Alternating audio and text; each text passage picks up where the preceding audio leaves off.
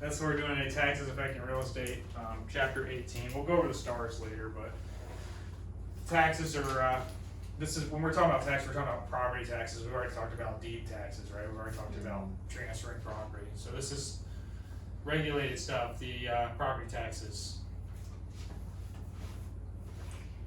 So we have what type of taxes? We have city and county taxes, school taxes are in there too. Real property taxation process, so they call these ad valorem, right? They're based on according to your value.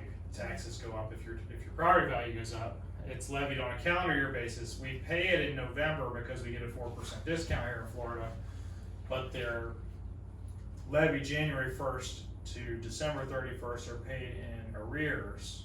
It means they're paid after they're assessed, except for the last part of the year that they're paid in advance, but November's when we pay them. Technically, they're not due until first part of next year, right? So that's why we say we pay them in arrears.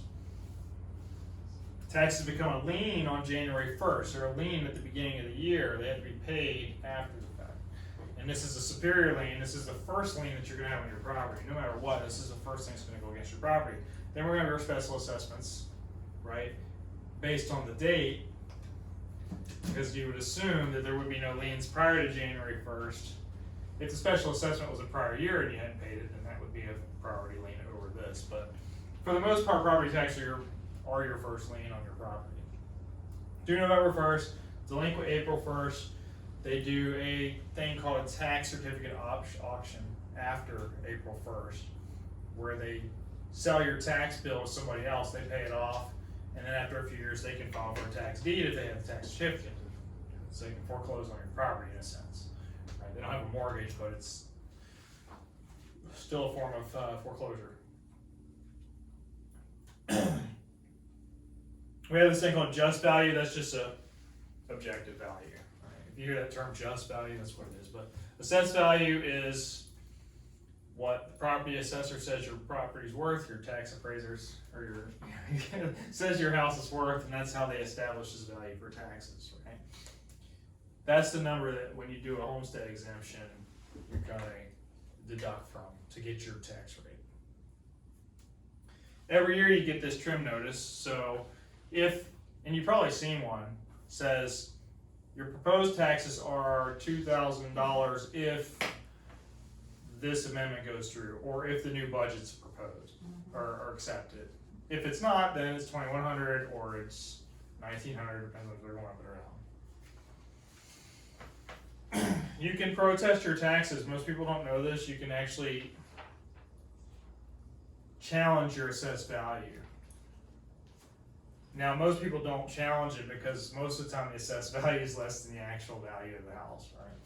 So if you challenge it and you lose, then you could have an increase in taxes, right? So contact county property appraiser to do this, and you're gonna have to give this value adjustment board reason, right? You're gonna have to file some suit, but this is what the board is. It's composed of 2 county commissioners, 1 school board member, and 2 citizens of the county.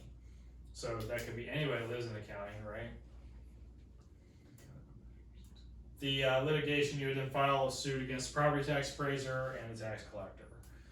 And you would have to have some type of comparables to even show what this value should be. It's a 3-step process. So here's your 3-step process. You have the appraiser's office, board of adjustment, and then this court process where you're actually suing them. Now, you're not going to get a whole lot of test questions on this piece of it. You're going to get more tests on the actual calculations of taxes, where you'll get 1 question on that for sure. So we have tax districts. You have city, county, and school tax districts. I already mentioned that. Each one has a budget that's prepared for the year. That's kind of how they come up with this millage rate. Property taxes are used to pay the majority of budgeted local services, so street maintenance, potholes, electrical maintenance, and utility stuff, all that stuff that's governed by the city. Special tax districts are for fire, for your police, all these substations, water management, flood control, etc. We use some type of budget to estimate the expenses, in our requirements, right? So when they pass these new amendments to raise taxes and you don't go to vote, this is how it gets affected. There is some immune properties, there's some exceptions to property taxes, exemptions. You know, for example, if you're disabled military, you don't have to pay property taxes. Right? Immune property would be your government property. So government's not going to tax itself because they're taking the money from us. Right? Exempt property is going to be your corporation souls, your churches. They're subject to this taxation, but they're released from the liability. So there's still a taxable value. So if you had a church, there's a tax bill, but they're released from it. But if a restaurant were to buy that church and move in, they would have to pay taxes. So that's why there's still an assessment value there. Whereas the courthouse downtown would just be immune. Partially exempt will be taxed on only part of the assessed value. So that's like if you have some type of exemption, like a homestead exemption or something, then it's partially, right? You're still having to pay it, but it's only part of the assessed value you're paying on, right? Here's your homestead exemption that we were just talking about. Qualify for homestead exemption, you have to have a permanent residence here in Florida. You can only claim one homestead. All states don't have homestead exemptions. You have to hold title to that Florida residence. And I remember we're a lien theory state, but the definition is we still have the right, we still hold that title. We still have that equitable title. As of January 1st. So remember, taxes were assessed on January 1st, even though they're not due till November. So if you bought a house that was homestead exemption, you're already under that for the rest of this year. You have to file by March 1st of next year to get the exemption for the next year. So you have to hold legal title and you have to reside in a home by January 1st. So you can move in December 31st this year and have 2023 10 homestead exemption. First year you file by March 1st, just said that, right? If you fail to file by March 1st, you still want to file, but you wouldn't get the exemption until 2024 in this example. And then here's what the homestead exemption is. Now it's $50,000. Generally speaking, it's $50,000 homestead exemption because most properties are over $75,000 in assessed value, right? So you get the base $25,000, you get this additional $25,000. On school taxes, it's only $25,000. Where it comes into something different is right here. So under $25,000, you get up to assessed value, or you can't get more than that, right? 25 to 50,000 is 25,000. 50 to 75,000, it's a prorated plus 25,000. Then everything over that's the 50,000 for county and city. It's 25,000 for school. And they break it down that way because they calculate the assessment based on the three different areas. And we'll show you that on a calculation. There's these additional exemptions that are almost always tested. So on top of the 50,000, you would get an additional 500 for each one of these. They are stacked. Surviving spouse who is not remarried, so if somebody died, so a widow, right? If you're legally blind, if you're a non-veteran, if you're totally or permanently disabled. Now, so if you're wheelchair bound, disabled, and you're legally blind and you're divorced, your spouse passed away, you're a widow or widower, you could get $1,500 in additional exemptions. Homestead property is 100% tax exempt if you are a quadriplegic and or totally and permanently disabled responder, some type of responder, first responder, right? Police officer, firefighter, or if you're military as well. Right here. Now, military, it depends on your percentage, right? But if you're full disability, 100% tax exempt, right? At least 10% disability by military service, you get additional $5,000 exemption. Okay? So if you're disabled and blind and a widow, then you would get $6,000, right? So they stack all these. So this is how they test it. You just have to know the concept. Service connected, if it's died in active duty, then you get 100% exemption. Or if you're deemed as 100% disabled through the military, which means you don't necessarily have to be physically disabled, you would also get qualified for that no tax bill. So sometimes you'll see, I just sold a house for a veteran that he had no property taxes. I've only seen two my whole career, two of them, they're both veterans that were disabled. So the taxable value formula is here, so you take your assessed value, you minus your exemption, you get your taxable value, you multiply that by the millage rate, you get your actual tax bill. You see here where it says school taxes, that was $25,000 more. That's how it works. Save Our Homes. Save Our Homes was done because as property values rise, we're now being out taxed for our houses. So what happens, they sign this act saying that we can only increase our homesteaded property assessment by 3% a year. So if your house was assessed at $200,000, next year it would only be assessed at $206,000 max. If the value goes down, then it wouldn't go up 3%. But it's up to 3% or CPI, which we know CPI was higher than 3% recently, so you would expect your taxes to go up 3%. So again, it's the benefit market value minus the assessed value. Homeowners can transfer, and so then there's this other thing called portability. So homestead portability is, well, what if I bought a house at $200,000 that I've lived in for 30 years and it's worth $600,000 a day? To buy the same house, it would be, let's say, $500,000. Well, I need to be able to port my taxes over so that my new tax bill doesn't go up by $3,000 a year and not be able to afford it, right? So they have this thing called homestead portability where you can actually take that old assessed value profit, the equity piece, and transfer that whole amount over to the new property. So in this case, it talks about $500,000, but in the case that I just brought up, $200,000 to $600,000 is $400,000. I could take that off the assessed value, the new one, so my taxes don't go up, and then I would homestead that as well. Does that make sense? Yeah.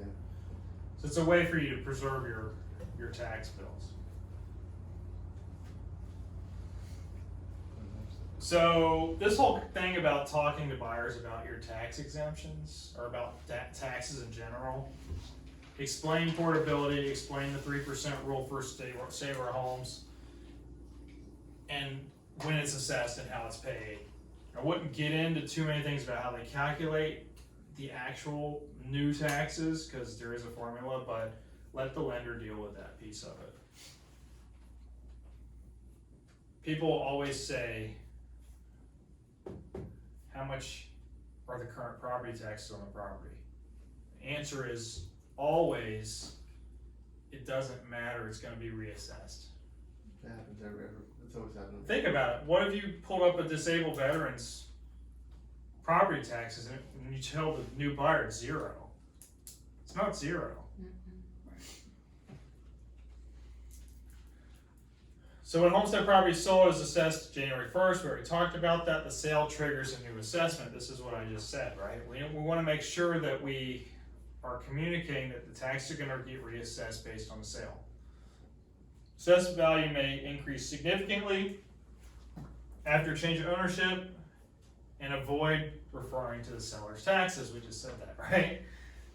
Disclose summary regarding property taxes. Refer buyers to the county appraiser's office. Remember, we should always be referring it. When we can, refer it to the specific person that's in charge of it.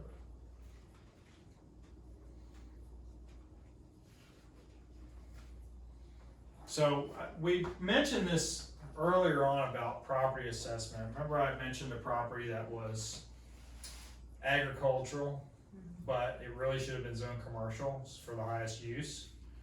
This is what we're talking about here. So this Greenbelt law says that property appraiser can assess agricultural land based on the current character and use, right? So even if it's on a commercial area, if it's still zoned agriculture, we're gonna get that lower tax bill, right? So that's why they do it, right? Assessment is based on current use.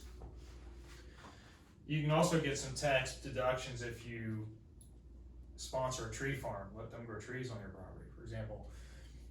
But it's not best on the highest and best use for the tax assessment, and that's where this Greenbelt law helps us, right? So in that guy's situation, 18 acres of land that is agricultural may have half the tax cost of something that was commercial. So it protects farmers from high taxes because they need the money to survive, right? Because if it was commercial, it'd be double or triple the taxes, right? So this is where you don't want to force people off their land just to make progress, right? Kind of like the movie Up, where the one guy sits there residential in the middle of all the big buildings. But it requires this annual classification. It requires you to keep telling everybody that, hey, this is agricultural land, right? So every year you must file.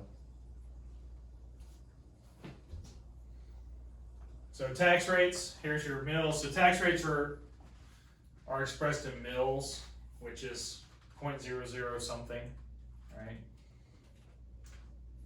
So in this example, there is a point for 6 mills is 0.006. School would be 5.9, 0.0059. They're 1/10 of 1 cent. There's 1,000 of these in $1. That's what the mills stands for. County, city, and school board have 10 mil caps, so you can't have more than 30 mils total. I think our taxes in Jacksonville are like 18 mils, something like that. In St. Johns County, it's 14 and change. Annual property taxes formula: taxable value times tax rate equals your annual property taxes due. Now remember, we're going to break this down because city and county have higher exemptions than school. So homestead property assessed value $280,000, millage rate is 6 mils, county rate's 8.5, school count is 5.9. Calculate the annual property taxes. It's going to break it down each one.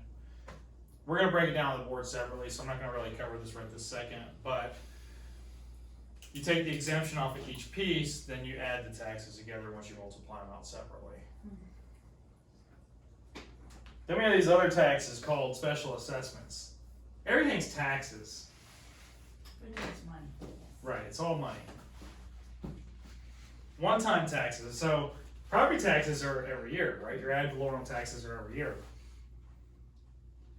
One-time taxes would be special assessment. So everybody's, oh, that's a special assessment. Well, special assessment is tax, right? It's for public improvement. So what do I need to put new sewer lines in on Scott Mill Road, for example, right? That's going to cost so much per each house, right? And remember, they're calculated like this. So if they do a special assessment and there's 2 sides of the street, each side's going to get half the assessment. So if the bill's $10,000 and you live on one side and your neighbor lives on one side, you're both going to get assessed $5,000. Does that make sense? Because there's 2 sides of the street. So they split it. They're not going to charge you both $10,000. You're going to get charged half of that bill. It's a specific superior lien. Remember, special assessments are superior. Sewer lines and street paving are the most common. So if you have to go fix a bunch of caved in streets, it's probably going to get some type of special assessment. It's not an ad valorem tax. It's levied on the front foot basis of the street.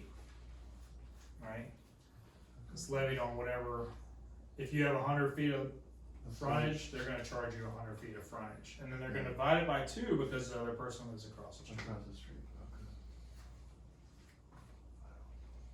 So here's how it works. A lot of dimensions are written, right, with the front footage first. Always the front footage. So when you say a lot is 60 by 100, this is the street frontage. This is the depth.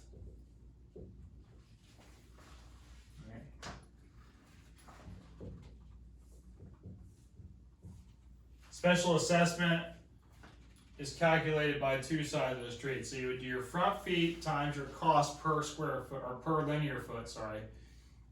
Total paving cost in this case would be whatever the property's owner responsibility piece of it is, right? Times the property's owner's responsibility, which would be this, right?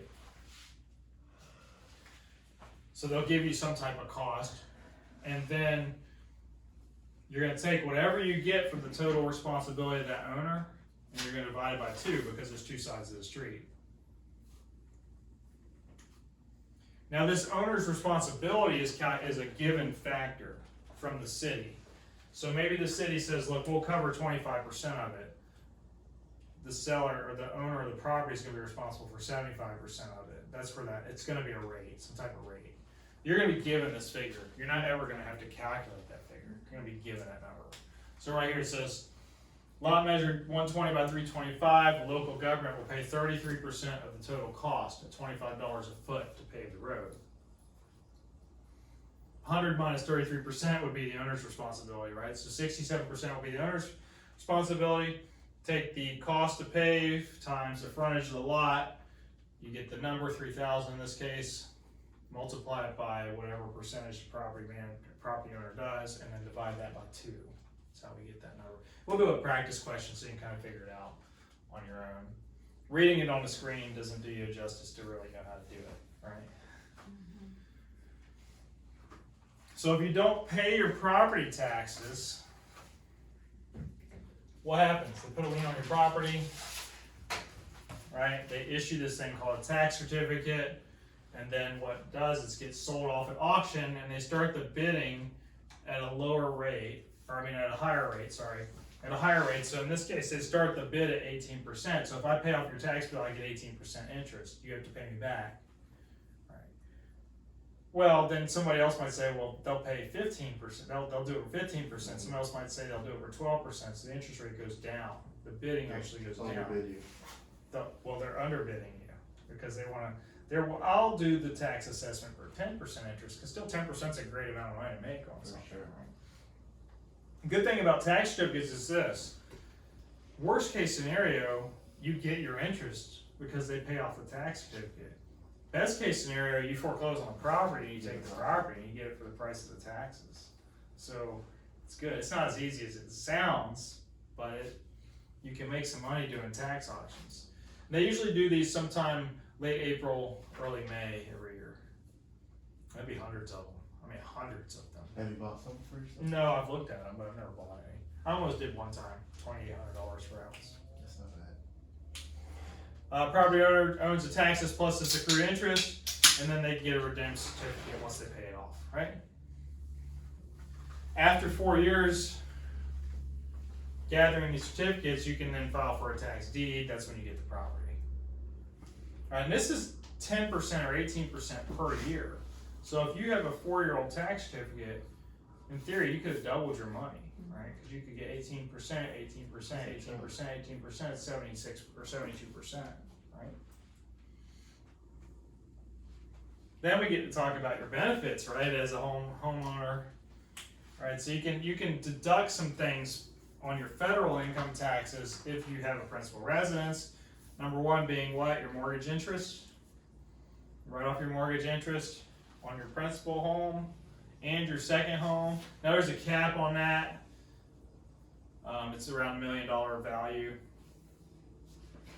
You can also write off your property tax on your principal home and your second home. You're not supposed to write off your CDD, but because it's included in your tax bill, a lot of times accountants will do it, even though you're not supposed to.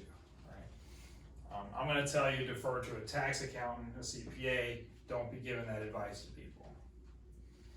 First time buyer, home buyer IRA withdrawal, you can get a tax benefit. There's that penalty if you're too young, right? But there's a way to get a little bit of a relief from that when you're doing it to buy your first house. And then if you sell your house and you're married, or if you're single, you can get up to $250,000 per person as a one-time tax-free benefit, if you've lived in the house 2 out of 5 years as your primary residence. If you're single, up to $250,000 profit after you've deducted all your other expenses, and $500,000 if you're married. This is something that a lot of people do. Additional tax benefits. If you get a home equity line of credit, you can deduct your interest provided the loan is used for home improvements. So what people do is they'll get a home equity line of credit, buy their swimming pool, and then they'll get an interest deduction because that's an improvement to their property. Or they've remodeled their bathrooms or their kitchen, they've done a home equity line, so they can write off the interest, right? You can't get a home equity line of credit, pay off your credit cards, and then, or buy a car and then write the interest off. Right? You have to do it for something that is home related. Mortgage origination and discount points, we talked about those, but they are deductible in the year that you paid them. So if you had your closing costs, this would be closing costs or upfront interest, you could write that off your year that you actually did it as well. Refinance points are deducted over the life of the loan. So if you pay points on a refi, you can't write it all off that same year, but if you do it on a purchase, you can write it off the same year. That concept's there, you're not gonna see the actual calculations on a test on what gets deducted and what's not. Sale of real property.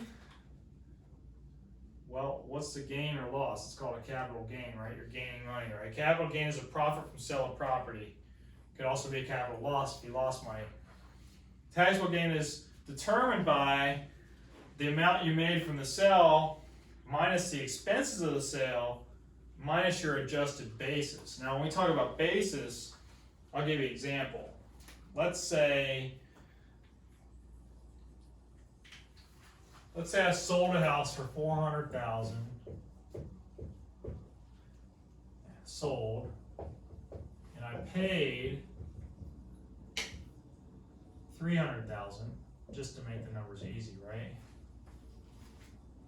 Actually, let's make a wider gap. Let's say I paid $200,000, and I did a remodel of $50,000. I'm using easy numbers to make it easy. And my cost to sell was 5%. So cost to sell was 5%.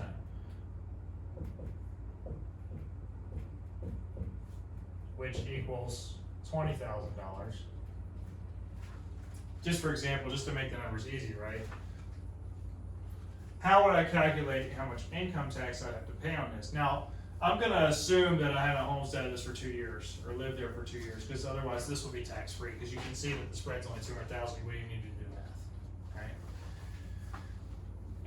So we have amount realized from sale, which would be $400,000, minus the expenses of the sale.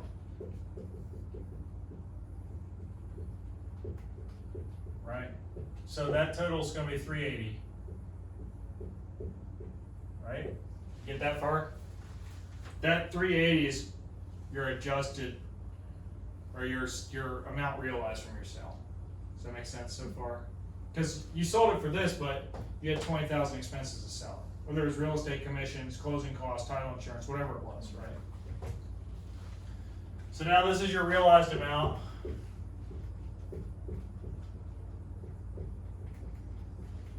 You're gonna subtract your basis. Your basis will be your original cost plus any remodels. Any expenses, capital improvements. If you had $5,000 in closing costs, you probably already wrote that off before, right? From a long time ago. But you can write off all this other stuff here. So you did $200,000 plus $50,000 would be your adjusted basis.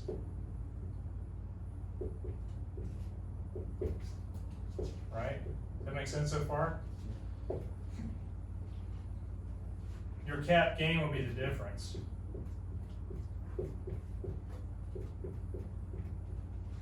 This is what your tax number would be if this was an investment property. In a nutshell. This was how much you'd be taxed on if this was an investment property. For an individual, it's $250. No. This is what you would be taxed on if it's an investment property. Has nothing to do with that. Homestead, if you were a homestead, if this was your homestead, then you would have 0 taxes. Why?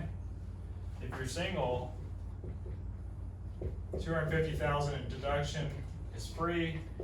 If you're married, because that's 2 people, right? $500,000 is tax free. Okay.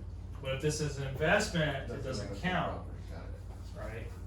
If this was a homestead and this was $730,000, you would have a $500,000 deduction. You would still have to pay on $230,000. Does that make sense? Yeah.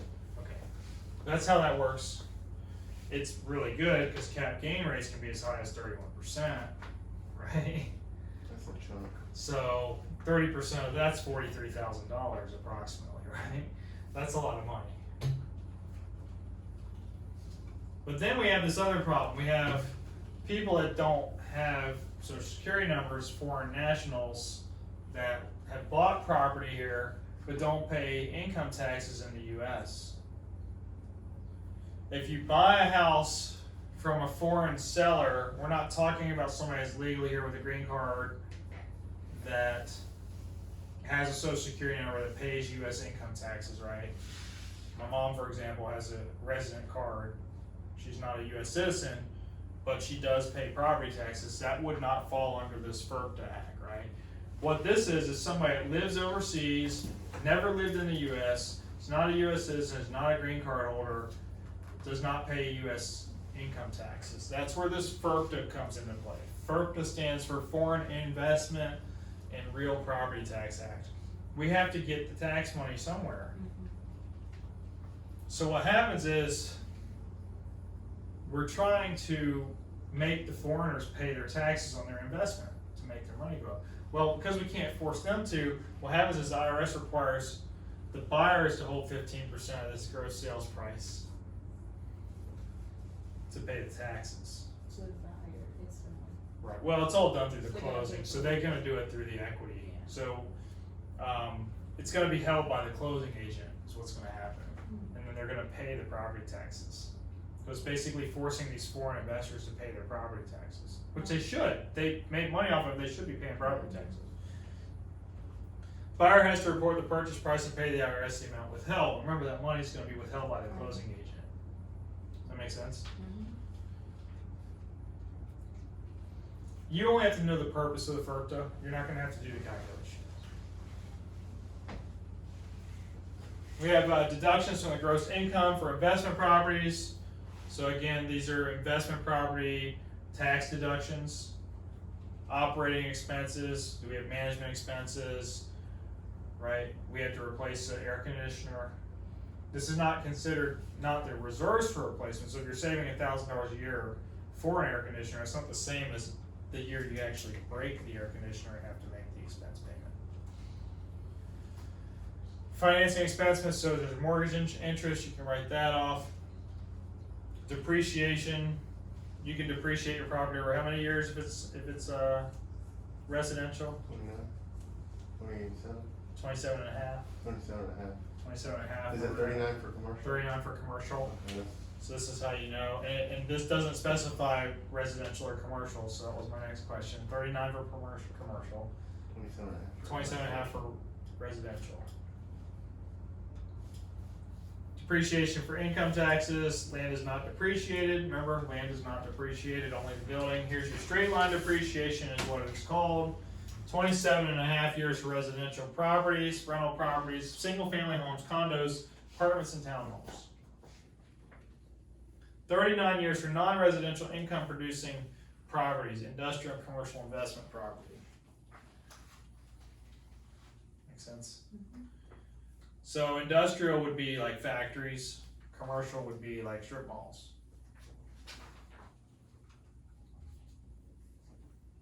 Here's your straight line depreciation form. Total cost to acquire minus the value of land equals your depreciable basis. You take that depreciable basis and you divide it by the useful life, either the 27 and a half or the 39%, and that's gonna be your annual deduction for IRS. The way the question is gonna be worded is, I have a $275,000 residential property.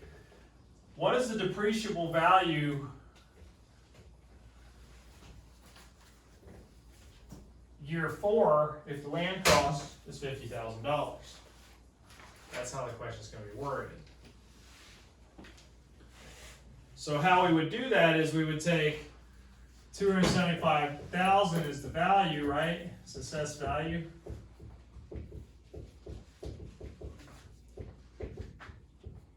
Right, $50,000 of land.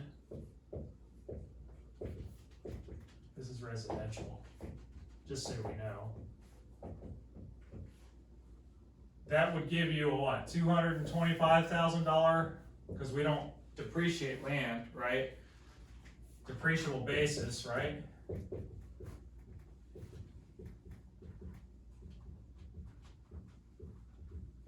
I should have made that 55,000 to make my math easier.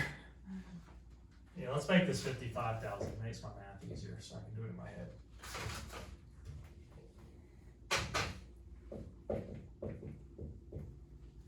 year 4 is what? Now this is the end of year 4, tax year we're talking about. If I divide 225 by 27.5, I get 8,000. You can check my math.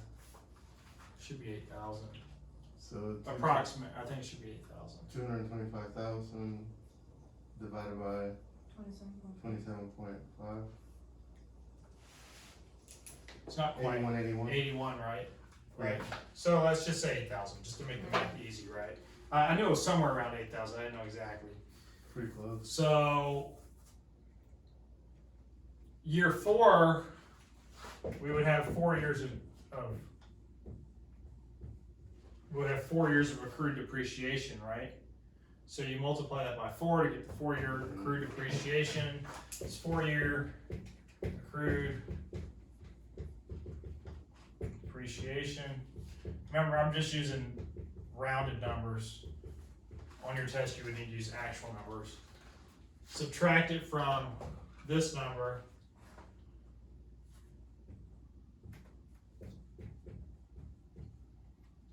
And you get 193,000 would be the assessed value, would be your new basis value for your depreciated model. Does that make sense? Now, when you sell your house, you have to recapture its depreciation. There's a bunch of other things you have to do. But for reporting purposes, this will be your depreciation deduction. It will be 8,000 a year, but they are asking for year 4, how much have you depreciated? What is the depreciated value after 4 years? The depreciated value after 4 years would be 193,000, or 192 and change, whatever it comes out to be, right? Yeah, 192. Does that make sense? Yeah. Because they may ask you, what is the depreciated value after 4 years? After 4 years. After 4 years. So that's how the question would reflect in the exam. So then you would need to know it was 8,000 times 4 in this case, minus from the adjusted base. Now you would add this land value back to get the overall value. But I'm just doing the building in this case. But you would add the land value back. So you would add this back because remember, land doesn't depreciate, right? So your actual total would be 200 and whatever that is, So when you 248. done it on the building. Well, you only depreciate the building, but you add the land value back. So the Yeah, total back. would be this number, Gotcha. 248,000. To get the Because total. we're only depreciating. I didn't do the math right here somewhere. Something's not right. 32,240. Oh, I didn't change that math. Oh. This will be 280. Anyway, you get what I'm saying. This would have been 280. I was like, the numbers aren't adding up. This would have been 280, so this will be 248. Does that make sense? You always add the land value back to get the total depreciated value, but you don't use it in the depreciation calculation. Confusing? It's a lot of steps, but. It's a lot of steps, but you have to do that to get the right answer. Right. And we'll work a question just so you can do it. I'll actually have y'all work the question so we can do it. I'm just trying to explain it through here. Makes sense. Capital gains and losses, sale of capital assets. So if it's a gain, you sold it for a profit. If it's a loss, you sold it for a loss, right? It's a pretty easy concept. So if it's sold for more than the basis, it's a gain. If it's sold for less than the basis, it's a loss. Remember, we're talking basis because I could buy a house for $250,000, sell it for $300,000, but have $60,000 in expenses, and I would still have a capital loss, which is good because you don't want to report too much to pay taxes. I mean, you're going to have to pay taxes if you make a gain. Capital losses can be used to offset capital gains for tax purposes. The loss on the sale of a principal residence is not a capital loss, it's just a loss. Capital gains are taxed at the applicable capital gains tax rate. Here's the thing though, if you make cap gains, you have to pay taxes on the whole amount. If you take a capital loss, you can only write up to $3,000 a year off of it to offset your gains on other deals. So if you lose $50,000, in theory, it could take you 17 years to write it all off, right? But if you make 50,000, you gotta pay taxes on it right away. Wow. That's how it works. Installment sales, gain is received over a number of years. So if you're gaining on it over a number of years in an installment sale, remember you're getting paid in installments, like you pay a car off in installments, you get the same thing, right? You're getting that payment to yourself, and you're making $10,000 each time you do it, and you're paying taxes on $10,000 each time you get it. Capital loss has to be reported in the year of the sale. So you report it, but then you can do a carryover, right? So you report a $50,000 loss, but you're carrying over year 2, 47, year 3, 44, next year 41, et cetera, et cetera, et cetera, until it's gone. Then we have this thing called a 1031 exchange. 1031 is really good if you're doing a lot of investment property. 1031s are used to defer taxes. So if you know that you're going to have a $100,000 capital gain, and you don't want to pay $30,000 in income taxes, you can take this money and shift it to another investment property so that you're using all the money in a like-kind exchange. Now, like-kind exchange means residential to residential, commercial to commercial, something that's similar. It's called 1031. It's under tax section 1031. And what happens is you make a profit and you want to buy more investment property, but you want to defer these taxes. So you fill out this 1031 exchange, you made $50,000 in profit here, you shift it to the next property, you identify this property within 45 days, and you sell and you close on it within 180 days. In this world, new construction wouldn't work because new construction is taking a year to close. You can identify it in 45 days, but you're not closing in time to satisfy the tax code requirement. All this money that's exchanged is called boot. Right? Boot is subject to the taxes on the receiver. Right? Anytime we even out the values, anytime we have to give somebody the extra money, they're actually physically getting this money, they have to pay taxes on it. Does that make sense? Yeah. Real property for real property. I can't exchange my residential house here for a commercial piece somewhere else. But I can do residential to residential. Does the zoning have to be the same? Meaning like As long as it's residential to commercial. residential. commercial can be industrial to agricultural, or no? It's got Agriculture, they're different, they're not the they would same. be completely got it. But again, I'm gonna defer you to a 1031 exchange company or a CPA, because I've had some discussions with my CPA about this, and we're talking about buying foreign investments versus domestic investments, and there's like some gray area, and honestly, I'm gonna seek the expert advice. I'm not gonna answer that question because I don't know the answer. And I don't wanna be wrong, so I'd rather just tell you, I don't know, let's check with the Stay in your professional, lane. right? Stay in my lane. And that's it for chapter 18 on taxes. Now, we're gonna talk about some questions. Is anything on this confusing? Just the formulas, I guess. Just the what? The formula, no. The formulas? Okay, Yeah. but we'll go over those questions and Yeah. we'll be okay.